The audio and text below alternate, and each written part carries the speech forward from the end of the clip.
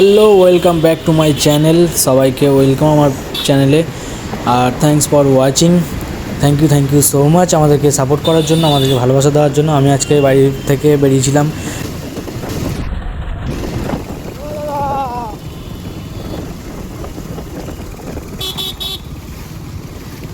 দাদা থুতুটা একটু দেখে ফেলো, থুতুটা একটু দেখে ফেলুন।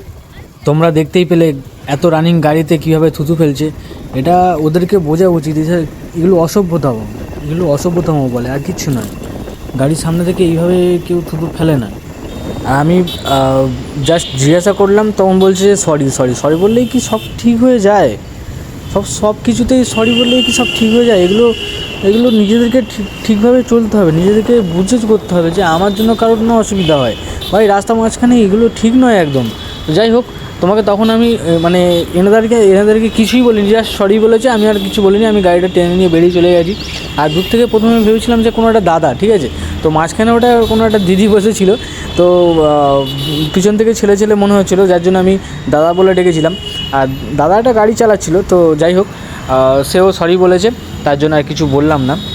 এটা দেখে তোমাদেরকে একটা কথাই বলতে চাই যে যারা এরকম করো, এরকমভাবে কেউ যখন থুতু ফেলো, ঠিক আছে, এগুলোকে করবে না রাস্তাঘাটে। তোমরা যারা করো তাদেরকেই বলছি, ঠিক আছে, একটু বুঝে শুনে করবে, কারণ লোকের খারাপ লাগে। তোমার গায়েও যদি কেউ এরকমভাবে থুতু ফেলে, তোমারও রাগ হবে, স্বাভাবিক। তো সেই কারণে বলছি, তোমরাও এরকম করো না। তো প্লিজ কিছু মনে করো না। আর সব কিছুতে রিয়্যাক্ট করতে হবে এরকম কোনো ব্যাপার নয়। আমি কিন্তু কোনো রিয়্যাক্ট করিনি, ওরা সরি বলেছে, আমি ছেড়ে দিয়েছি, ঠিক আছে। অনেকে হলে কিন্তু সেখানে গাড়িটা দাঁড় করিয়ে তাদের সঙ্গে ঝগড়া ঝামেলা রাগারাগি করতো, ঠিক আছে। তো এই ছোটো কারণে বেকার ঝগড়া ঝামেলা না করে ওসবগুলোকে বাদ দাও, দিয়ে সামনে এগিয়ে চলো তোমার মতন। আর কি বলবো, কিছু করার নেই, তারা ভুল করে ফেলেছে। আর ওনার জায়গায় যদি আমি হতাম, অবশ্যই তারা কিছু বলতো। তো যাই হোক, তুমিও পরে সময় পাবে, তোমারও এরকম মানুষের সঙ্গে কিছু ঝামেলাঝাটি হতেই পারে, সেই সময় তুমি সুযোগ পেয়ে যাবে। তো যাই হোক, ওসব কথা বাদ দাও। আর আজকে কিন্তু রাইড করতে আমার খুব ভালো লাগছে। আর বেশ আজকের একটু জোরেই গাড়ি চালাচ্ছি, বুঝতেই পারছো গাড়ি দেখে।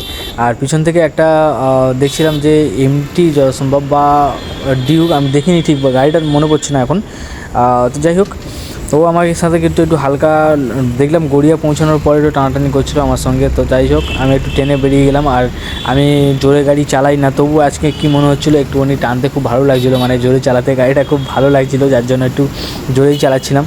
আর তাড়াতাড়ি পৌঁছতে হবে বাড়িতে, অনেক রাত হয়ে গেছে। আসলে আমি SIR ফর্ম ফিল আপ করতে গেছিলাম বাড়ি থেকে অনেকটা দূরে, প্রায় 15 কিলোমিটার দূরে আমার শ্বশুর শাশুড়িকে নিয়ে আবার ছেড়ে দিতে আসতে গেছিলাম। প্রায় সেখান থেকে আরও 10-15 কিলোমিটার দূরে। সেখান থেকে আবার গড়িয়া পথ ধরে, মানে গঙ্গাজোড়া থেকে গড়িয়া হয়ে ডাইরেক্ট ফের বাস গড়িয়া আসছি তেঁতুলতলায়।